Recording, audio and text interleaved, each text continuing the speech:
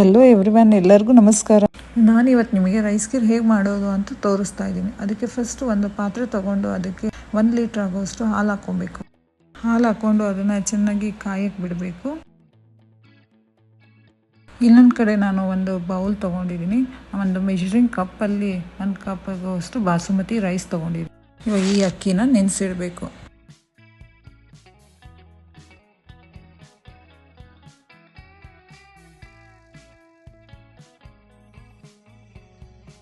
ನೋಡಿ, ಇಲ್ಲಿ ಹಾಲು ಕಾಯ್ತಿದೆ. ನೋಡಿ, ಕೆನೆ ಬಂದಿದೆ, ಆಲ್ರೆಡಿ ಕಾಯ್ತಾ ಇದೆ ಹಾಲು. ಇದನ್ನು ಸ್ವಲ್ಪ ತಿರುಗಿಸ್ಕೊಬೇಕು. ಒಂದು 3/4 ಆಗೋವಷ್ಟು ಹಾಲು ಕಾಯಬೇಕು. 1 ಲೀಟರ್ ಇರೋದು 1/4 ಲೀಟ್ರ್ ಆಗಬೇಕು. ಅಷ್ಟು ಹಾಲು ಕಾಯಬೇಕು ಚೆನ್ನಾಗಿ. ಇವಾಗ ಇದಕ್ಕೆ 1 ಏಲಕ್ಕಿ ಪುಡಿ ಮಾಡಿ ಹಾಕ್ಕೊತಾ ಇದ್ದೀನಿ.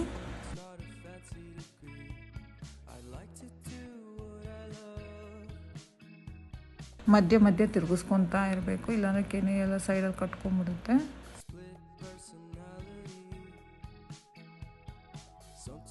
ನೋಡಿ, ಇದು ಕಾಯ್ತಾ ಇದೆ. ಇದನ್ನು ಮಧ್ಯೆ ಮಧ್ಯೆ ತಿರುಗಿಸ್ಕೊತಾ ಇರಬೇಕು.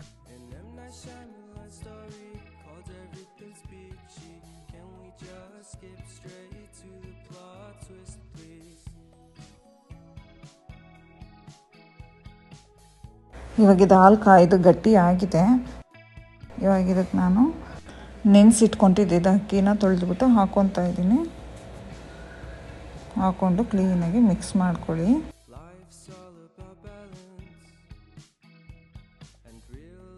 ಇದನ್ನು ಮಧ್ಯೆ ಮಧ್ಯೆ ತಿರುಗಿಸ್ಕೊತಾ ಇರಬೇಕು, ಇಲ್ಲಾಂದರೆ ಅದು ಅನ್ನ ತಳ ಕಚ್ಕೊಂಡ್ಬಿಡುತ್ತೆ ಮತ್ತು ಈವನ್ ಆಗಿ ಬೆಂದಿರಲ್ಲ. ಅದಕ್ಕೆ ತಿರುಗಿಸ್ಕೊತಾ ಇರಿ ಅವಾಗವಾಗ.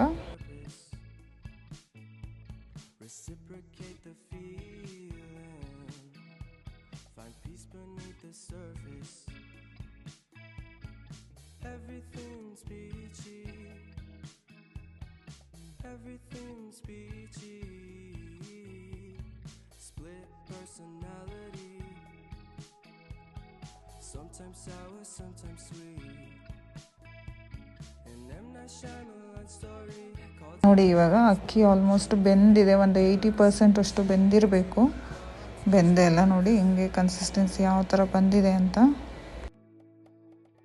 ಇವಾಗ ಇದಕ್ಕೆ ಮೆಜರಿಂಗ್ ಕಪ್ಪಲ್ಲಿ 1 ಕಪ್ ಆಗೋಷ್ಟು ನಾನು ಬೆಲ್ಲ ಹಾಕ್ಕೊತಾ ಇದ್ದೀನಿ. ನೀವು ಸಕ್ಕರೆ ಹಾಕ್ಕೊಂಡ್ರೆ 1.5 ಕಪ್ ಹಾಕ್ಕೊಳ್ಳಿ. ಹಾಕ್ಕೊಂಡು ಚೆನ್ನಾಗಿ ತಿರುಗಿಸ್ಕೊಳ್ಳಿ. ಇದನ್ನು ಸ್ವಲ್ಪ ಕನ್ಕಕ್ಕೆ ಬಿಡಬೇಕು. ನೀವು ಅಕ್ಕಿ ಬೆಂದ ಮೇಲೆ ಬೆಲ್ಲ ಹಾಕ್ಕೊಳ್ಳಿ, ಇಲ್ಲಾಂದರೆ ಅಕ್ಕಿ ಬೇಯಲ್ಲ. ನೋಡಿ, ಇವಾಗ ಬೆಲ್ಲ ಕರಗಿದೆ. ಕಲರ್ ನೋಡಿ ಎಷ್ಟು ಚೆನ್ನಾಗಿ ಬಂದಿದೆ. ಕನ್ಸಿಸ್ಟೆನ್ಸಿನ ಎಷ್ಟಿದ್ರೆ ಸಾಕು.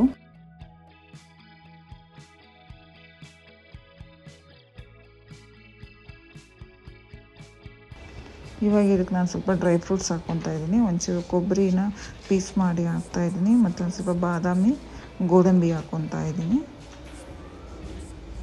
ಹಾಕ್ಕೊಂಡೆಲ್ಲದನ್ನು ಮಿಕ್ಸ್ ಮಾಡ್ಕೋಬೇಕು. ಎಲ್ಲ ಚೆನ್ನಾಗಿ ಮಿಕ್ಸ್ ಆಗಿದೆ. ಇವಾಗ ಇದನ್ನು ಲಿಡ್ ಕ್ಲೋಸ್ ಮಾಡಿಬಿಟ್ಟು ತಣ್ಣಗಾಗಕ್ಕೆ ಬಿಡಬೇಕು. ಇವಾಗ ಇದು ತಣ್ಣಗಾಗಿದೆ. ಇವಾಗ ಇದು ನಾನು ಸರ್ವ್ ಮಾಡ್ಕೊತಾ ಇದ್ದೀನಿ ಒಂದು ಬೌಲಿಗೆ.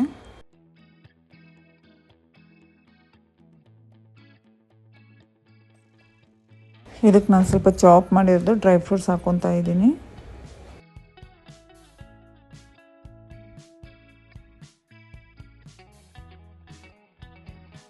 ಇವಾಗ ಇದು ತಿನ್ನೋದಕ್ಕೆ ರೆಡಿ ಆಗಿದೆ. ಎಂಜಾಯ್ ಮಾಡಿ. ಈ ರೆಸಿಪಿ ನೀವು ಒಂದ್ಸಲ ಟ್ರೈ ಮಾಡಿ ಹೇಳಿ ಹೇಗಿತ್ತು ಅಂತ. Thank you so much for watching. Keep supporting.